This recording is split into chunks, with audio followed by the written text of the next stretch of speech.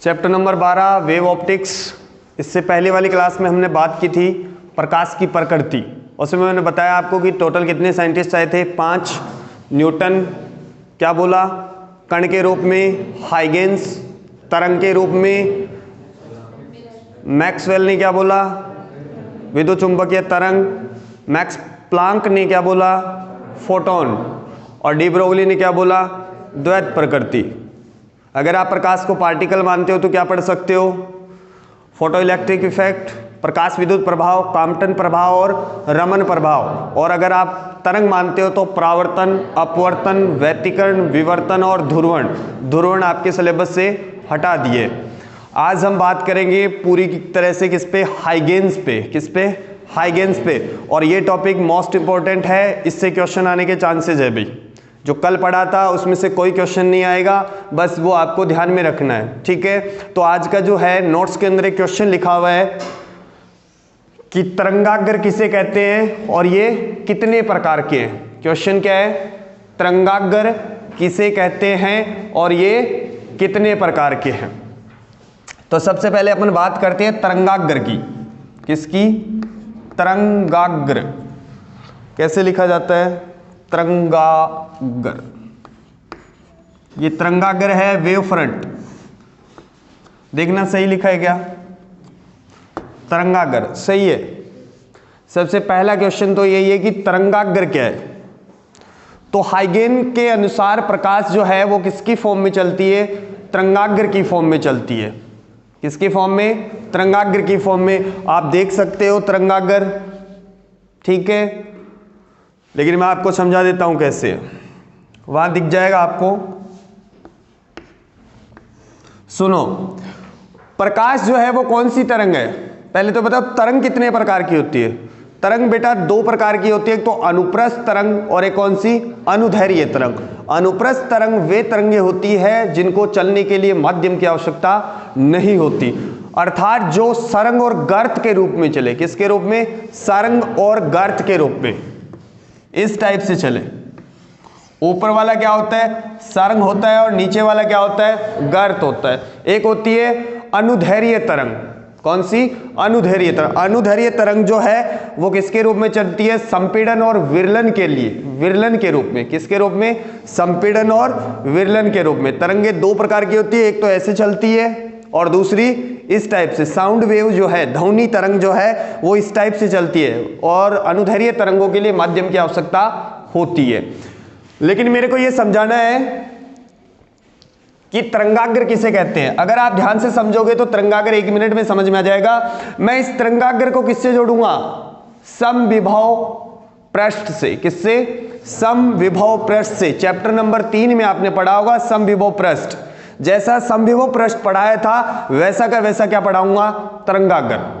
थोड़ा सा याद करवा देता हूं, समविभव पृष्ठ के प्रत्येक बिंदु पर विभव क्या रहता है, समान रहता है, और जो विद्युत क्षेत्र होता है वो समविभव पृष्ठ के लंबवत होता है। याद है क्या, समविभव पृष्ठ के लंबवत होता है कौन, विद्युत क्षेत्र। तो हाइगेंस के अनुसार प्रकाश जो है वो तरंगाग्र के रूप में चलती है, और जायज भी बात है, ये सही भी बात है कि प्रकाश जो है वो तरंगाग्र के रूप में चलता है। तरंगाग्र अगर आप ये मेरी वीडियो देखोगे तो आपको दिख जाएगा। वैसे अब मैं 3D में आपको दिखा नहीं सकता, लेकिन सुनो।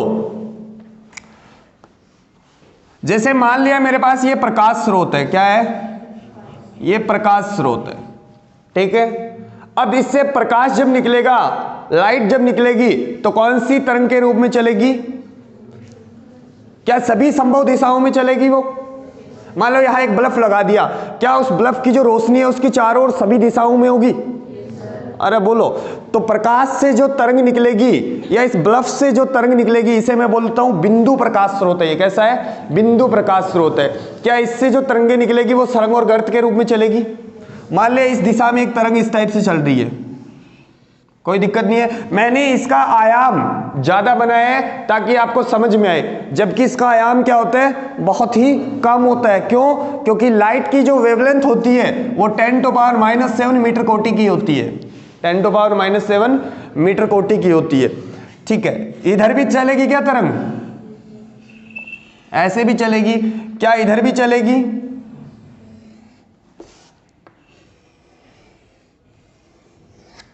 क्या इधर भी?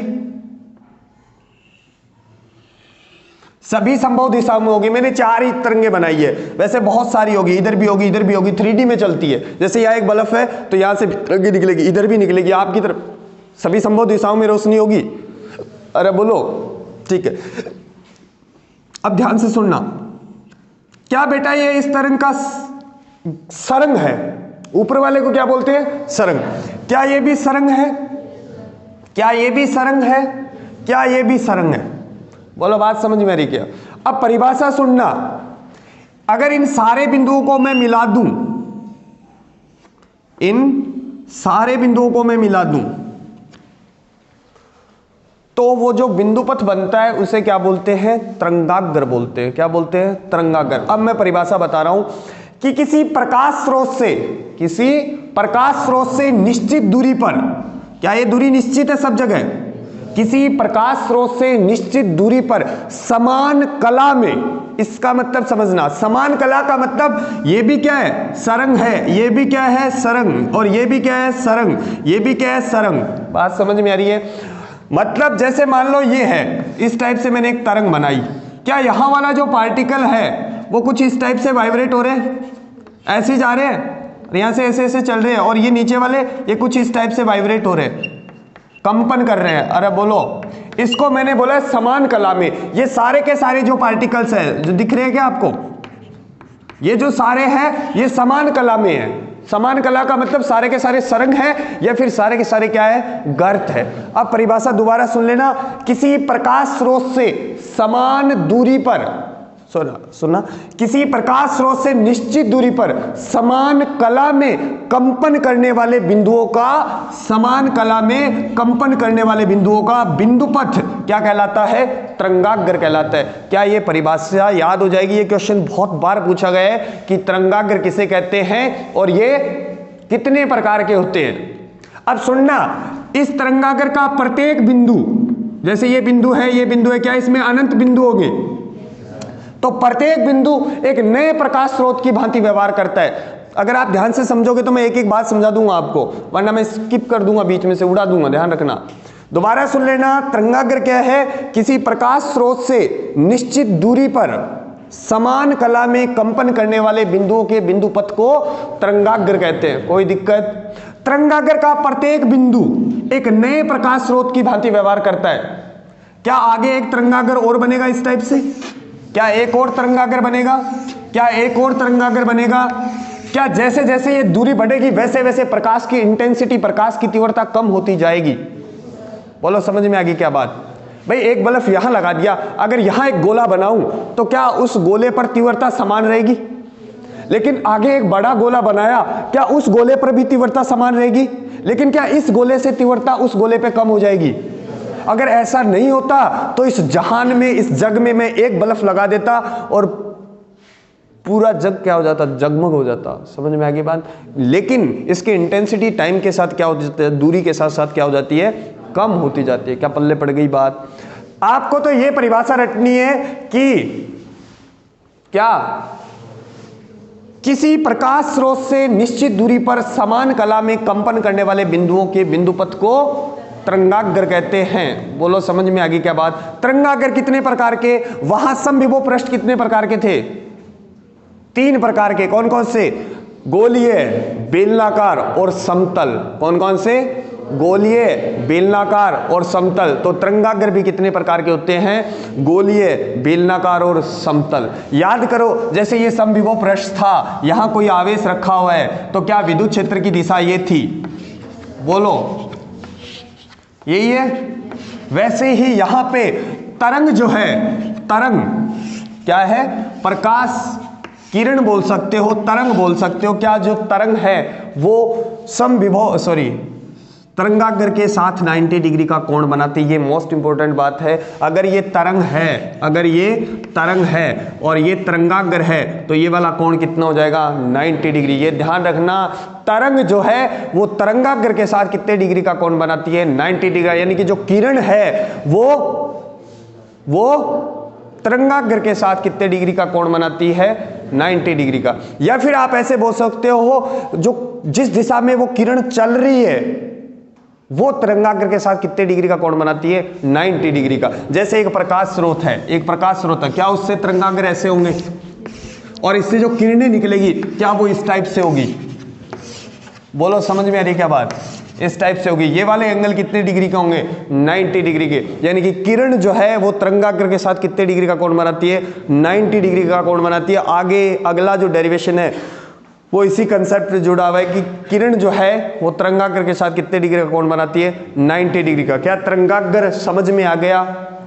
किसी प्रकाश स्रोत से निश्चित दूरी पर समान कला में कंपन करने वाले बिंदुओं के बिंदुपथ को तरंगाग्र कहते हैं। तरंगाग्र कितने प्रकार के होते हैं? तरंगाग्र 3 प्रकार के होते हैं।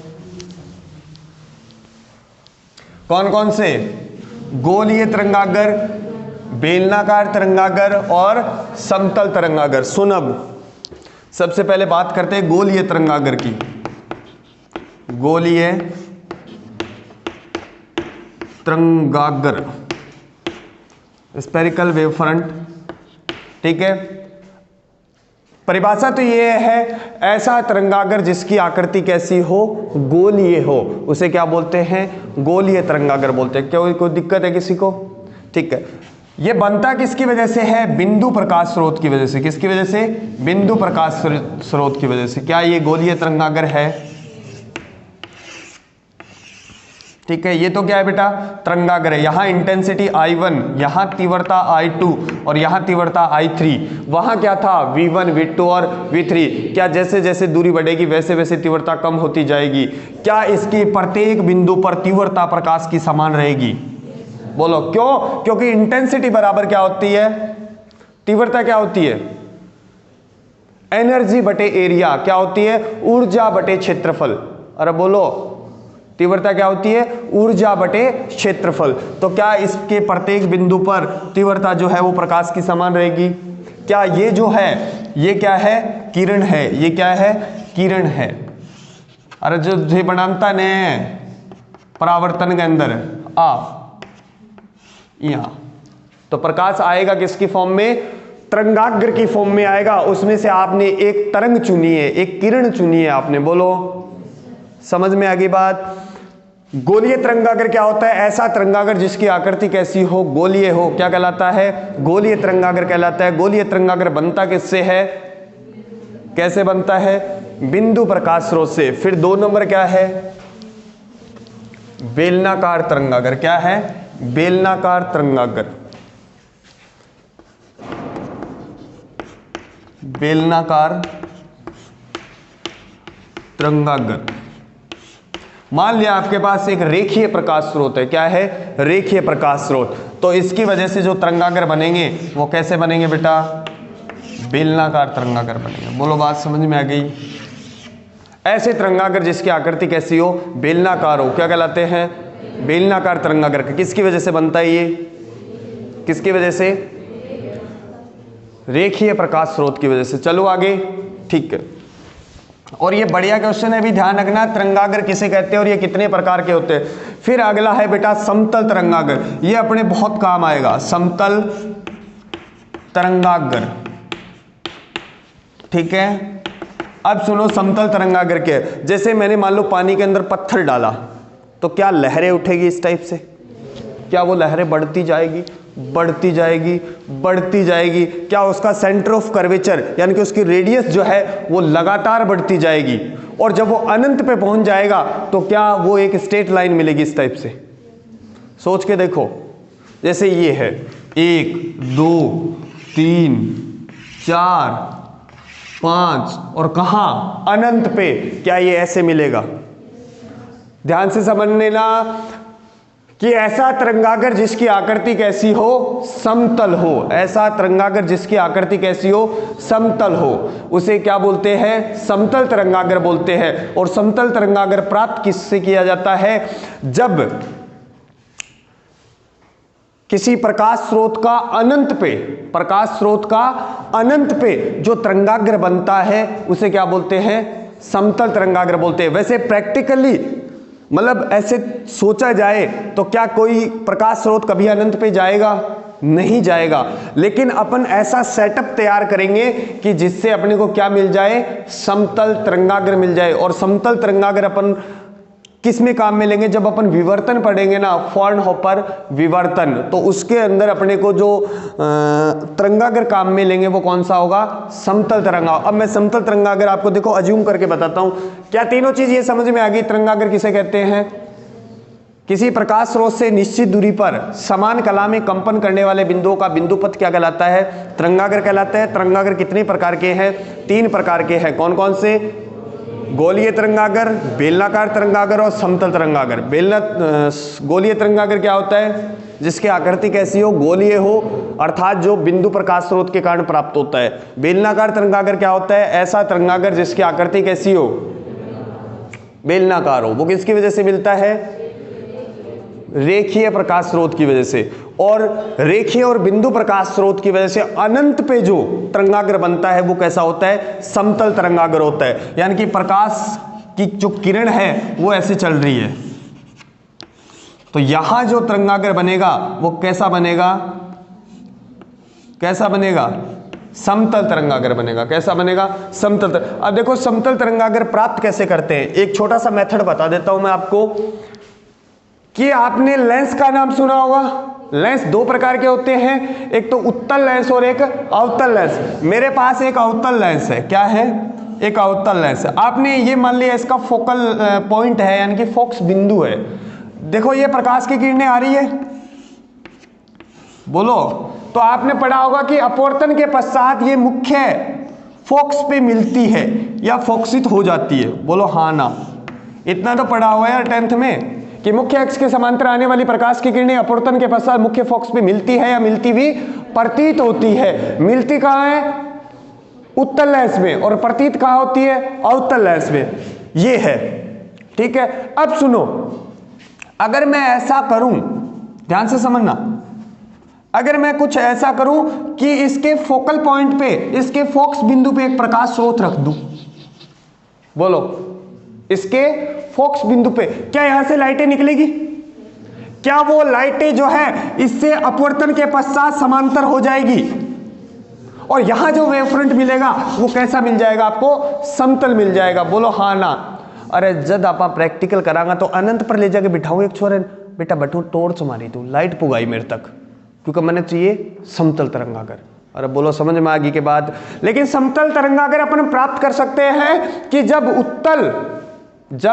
उत्तल लेंस के फोकस बिंदु पर आप कोई प्रकाश स्रोत रखोगे तो अपवर्तन के पश्चात प्रकाश किरणें क्या हो जाती है? समांतर हो जाती है। और क्या ये जो तरंगाग्र होगा ये समतल तरंगाग्र होगा? बोलो समझ में आ गई क्या बात? क्या तरंगाग्र समझ में आ गया? एक बार और सुन लो। तरंगाग्र जो है किसी प्रकाश स्रोत से निश्चित दूरी पर समान कला में कंपन करने वाले बिंदुओं का बिंदुपथ क्या कहलाता है? तरंगाग्र कहलाता है। कितने प्रकार के होते हैं? 3 प्रकार के, गोलीय, बेलनाकार और समतल। ये बहुत अच्छा क्वेश्चन है। आगे चले, बोलो, ठीक है। हाइगेन का द्वितीयक तरंगिका सिद्धांत क्या है? हाइगेन का द्वितीयक, क्या हो गया? तुम इतना जो मुस्कुरा रहे हो, क्या थोबे पे खाने की इच्छा है? ये भाई साहब अमित जी, आप अमित जी हो? ये स्कूटी के पास बैठा है। हाँ, सुनील जी हो? तो कौन से जी हो आप? हैं? विजय जी। तो विजय जी आप इतना क्यों मुस्कुरा रहे हो? क्या हो गया?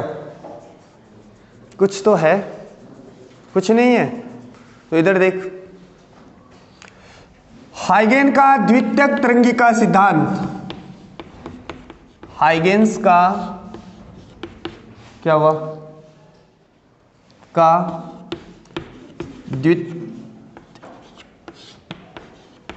तरंगिका सिद्धांत। सुनना, हाइगेन ने क्या बोला कि प्रकाश जो है वो तरंगाग्र के रूप में चलता है। जैसे ध्यान से सुनना, और जैसे ये मान लिया कोई प्रकाश स्रोत है, ध्यान से समझो, क्या इससे प्रकाश जो है वो तरंगाग्र के रूप में चलेगा? अरे बोलो, क्या इसका प्रत्येक बिंदु जो है वो एक नए प्रकाश स्रोत की भांति व्यवहार करेगा? तो यहां से क्या बहुत सारी तरंगें निकलेगी, किरणें निकलेगी? अरे बोलो, नहीं समझ में आई बात? ऐसे निकलेगी अभी, तभी तो प्रकाश फैलेगा। ठीक है,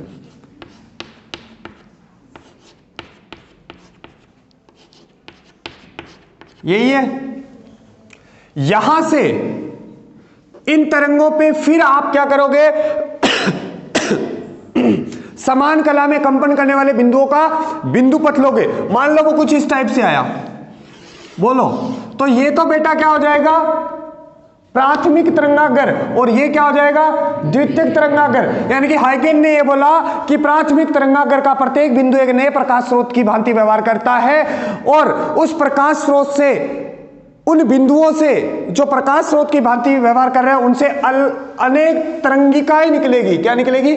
तरंगे निकलेगी, जिसे क्या बोलते हैं? द्वितीयक तरंगिकाएं। क्या बोलते हैं? द्वितीयक तरंगिकाएं। और उनके जो समान कला में कंपन करने वाले बिंदु हैं, उनके बिंदु पथ को क्या बोलते हैं? द्वितीयक तरंगागर। ये प्राथमिक तरंगागर हो गया, और ये इसके लिए क्या होगा? द्वितीयक तरंगागर। क्या इसका प्रत्येक बिंदु फिर एक नए प्रकाश स्रोत की भांति व्यवहार करेगा? क्या फिर एक नया तरंगागर बनेगा? क्या ये प्राथमिक तरंगागर और ये द्वितीयक तरंगागर हो जाएगा? समझ गए ना? फिर ऐसे ये प्राथमिक और ये, यहां यही ध्यान में रखना है कि हाइगेन ने ये बोला कि प्राथमिक तरंगागर का प्रत्येक बिंदु एक नए प्रकाश स्रोत की भांति व्यवहार करता है, और उन प्रकाश स्रोतों से अनेक तरंगिकाएं निकलती है, जिसे क्या बोलते हैं? द्वितीयक तरंगिकाएं। और उनके बिंदु पथ को क्या बोलते हैं? द्वितीयक तरंगागर। क्या कोई दिक्कत है किसी को? पक्की बात? नहीं समझ में? क्या अवतल बोलो? हो ही नहीं सकता। कोई बात नहीं है भाई, ये बच्चे ऐसे बोल रहे हैं कि इस लेंस को मैंने